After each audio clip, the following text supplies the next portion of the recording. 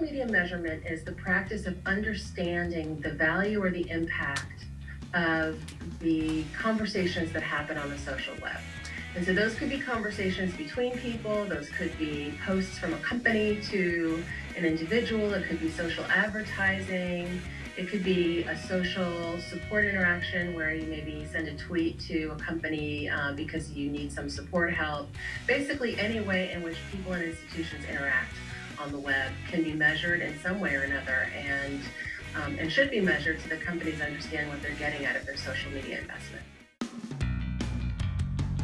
I think social media measurement is not any different than any other marketing measurement. Sometimes we get so caught up in it's bright and shiny and it's a new technology, so all the rules have changed, and that's just not true. The things that were always true before in marketing are true today. You still have to do great supplementation. You still have to know what your price point is. You still have to know where you add value. You still have to know where you engage with customers. All that's changed is that the engagement tools are different, and actually the measures that you get back are faster. So you need to be able to respond faster. The first thing is insight, to understand what's the tone, what's the sentiment of conversations on the web, how are people talking about you, what are they saying, what do they like, what do they dislike, and why do they like or dislike you. So the second piece is what companies call decision support. So that is, let's take in some information and understand whether we should do something or not do something, or whether our services or our products are performing well in the market. Now, the traditional way of doing this is market research, which is, beloved by many companies. It's got a long history, it's extremely rigorous, it's mathematical, and there's a lot of structure to it. But what it only tells you is that one-to-one relationship between the person and the institution. What you see on the social web are the conversations that people have with each other. And so sometimes what they'll do is they may not necessarily fill out a customer satisfaction survey, but what they will do is put up a Facebook post and say, I didn't like my room at the so-and-so hotel, or I thought dinner at this restaurant was fantastic. And they won't necessarily tell the institution that. And so how do they understand that? That's kind of a blind spot. So using the social data in context of any kind of customer satisfaction information that you have is really important. And then the third piece is called, let's call it performance management. So that's around figuring out, is what we're doing from a social standpoint actually working? Are we making any money off of it? Are we building our fan base? Are we saving money because we have advocates who are talking about us on the web and who are basically doing some of our marketing for us? Are we coming up with new ideas? And so that's another element of social media measurement. If you want to measure how people come into your store and what they purchase, you're still going to measure that online just the same way, just with a different tool. You're going to measure, what did they buy, why did they buy it, how did they interact with you. The thing that changes with social is that you now have access to the path that they took to recommend your product to someone else, and how they recommended it, or if they didn't like it, and how they reviewed it. And maybe that conversation is visible to you now where it wasn't before. Maybe it occurred with someone and their friend over lunch, but now it's occurring over Twitter for the world to see.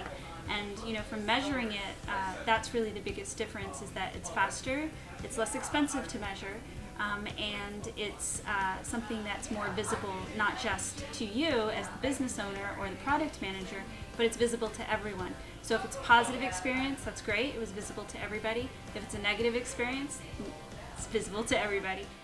It's business intelligence in a real-time nature, so you can fend off disasters, you can blunt negatives, you can understand very quickly what is resonating and not resonating with the public.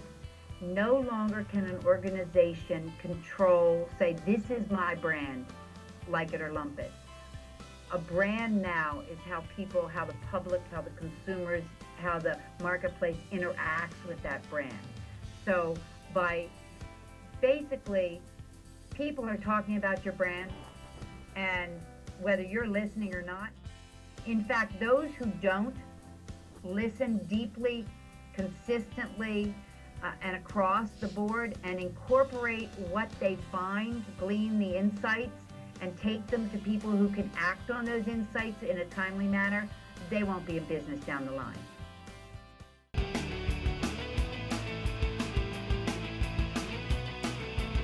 Going back to the fundamentals and making sure that you're looking at, what is it that I want people to do. And usually with social media, you're either trying to build awareness, you're trying to generate a sale, or you're trying to create some type of sense of community or engagement. So the measurements that you use for that, a sale, that's a conversion rate. It's the same measurements you would always use for a sale.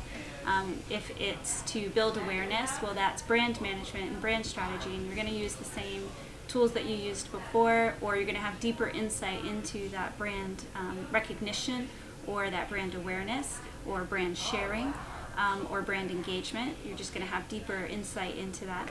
And then last, if you're trying to build a sense of community, the things that you would look at is the number of engagements that take place, the type of conversations that happen, how frequently do they happen, who's participating, are they thought leaders, are they content contributors, are they people who are seeking questions and answers, and you're going to have deeper insight into that.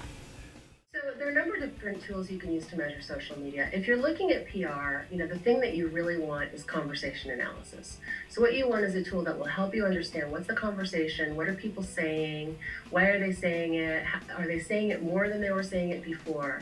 So for example, if you go back to the Occupy Wall Street example, and you think about all the people who are saying boycott, boycott, boycott, well, if you look at the Fortune 50, and you were to do an analysis of how many companies get boycott, boycott shows up in their results, it's probably everybody, because pretty much all large companies are going to get some kind of backlash over whatever issue it may be at some period in time. But companies deal with that all the time. They deal with opportunities, they deal with risks, they deal with kind of the ebb and flow of business. So when something happens that's really unusual, the difficulty with social media is that it's sometimes hard to figure that out until it's happened, right? And so if you've got a conversation monitoring tool, it can help you start to see as stuff starts to escalate. So if it used to be that maybe out of all your negative sentiment, like let's say your negative sentiment is 8%, right? And all of a sudden it jumps to 11%. And the majority of that is boycott. And then the next week it jumps higher, and the next week it jumps higher. All of a sudden you're starting to see something that requires attention. Now, if you're like again, back to the cable provider or satellite TV provider, if you're starting to see outage, or you're starting to see, my TV is, my service is broken or off, and you're starting to see all those words that correlate with lost service, then you might actually get an early warning about something that's happening in a local area that you wouldn't hear about maybe until a half an hour later on your phones. So that's kind of an area where PR can play a role with customer service to say, you guys, we're actually seeing something happening here. You might want to check into it and see whether it is actually a real outage issue, or whether it's something that just people are talking about and ended up getting resolved.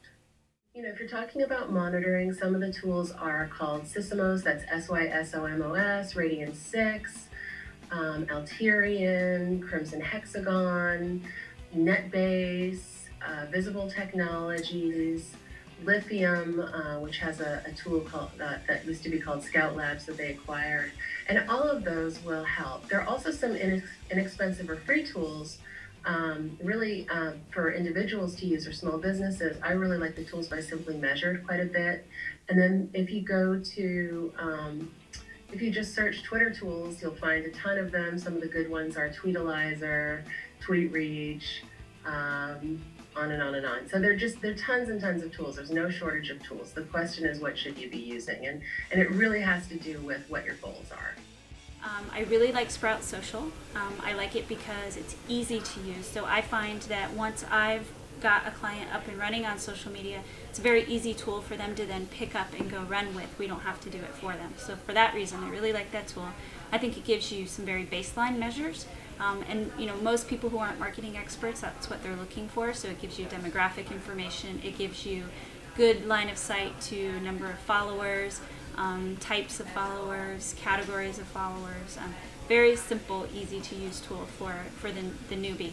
Hootsuite, another really good tool, and Hootsuite keeps getting better and better. When I first started using it, you really could just monitor your feeds, and now they've got great analytics built into it, and they keep getting better with that. You could have 1 million followers and 10 people engaging with the brand, and the only thing that would be important were those people who were engaging. Social media can have impact far beyond the sort of traditional ROI metrics. We start everything with the brief, which is, what do you want out of this campaign or this marketing program, and what are your expectations? Then we go through, well, what is your style? What is your brand style? What's your tone? That's how we help figure out, well, what are the tools that are going to work best for you? What are the measures that are most appropriate for you? So it's really not about the number of followers or the critical mass as much as it is about engagement. Who is engaging with you? What are they engaging with? When are they engaging? How are they engaging? And how can you leverage that to achieve your business goals?